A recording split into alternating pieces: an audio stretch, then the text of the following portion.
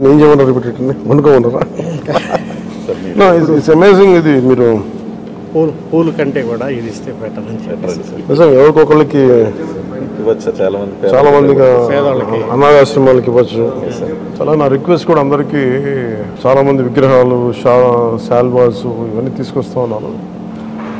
వచ్చేవారు అందరికి కూడా ఒకటి ఏదైనా తీసుకొస్తే టోకెన్స్ భవిష్యత్తులో మన సమీప భవిష్యత్తులో రాబోయే అన్నా క్యాంటీన్స్కి ఏదైనా మీరు కాంట్రిబ్యూషన్ లాగా ఏదైనా అలాంటి టోకెన్స్ అన్నా ఇవ్వండి. వాళ్ళు గివ్ టు గవర్నమెంట్, మన ప్రభుత్వానికి ఇద్దాం.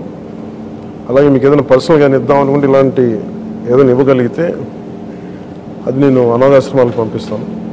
అలా కాకుండా ఈ విగ్రహాలు, శాల్వాలు ఇవన్నీ నిరుపయోగంగా అయిపోతున్నాయి. ఆ విగ్రహాలకు కూడా ఏం చేయాలో తెలియట్లేదు. అందుకని దయచేసి నా విన్నపం, మా ఎంపీఎస్ ఇది స్టార్ట్ చేశారు, ఇనిషియేట్ చేశారు. ఇట్లా మనస్ఫూర్తిగా వారి స్ఫూర్తిని తీసుకొని అందరిని దయచేసి కూరగాయలు ఇవ్వని కాదు కానీ ఫ్లవర్ బుకేస్తో మనీ వేస్ట్ చేయొద్దు, విగ్రహాల కోసం ఇబ్బంది పడద్దు, షాల్స్ కూడా తేకండి. నా రిక్వెస్ట్ అదొకటి. ఏదైనా చేయగలిగితే, నాకు చేయకపోయినా పర్లేదు కానీ అట్లీస్ట్ అది ప్రజలకిను కష్టాలు ఉన్న వాళ్ళకి ఉపయోగపడేలా చేయండి. More than happy. Thank you sir. Thank you.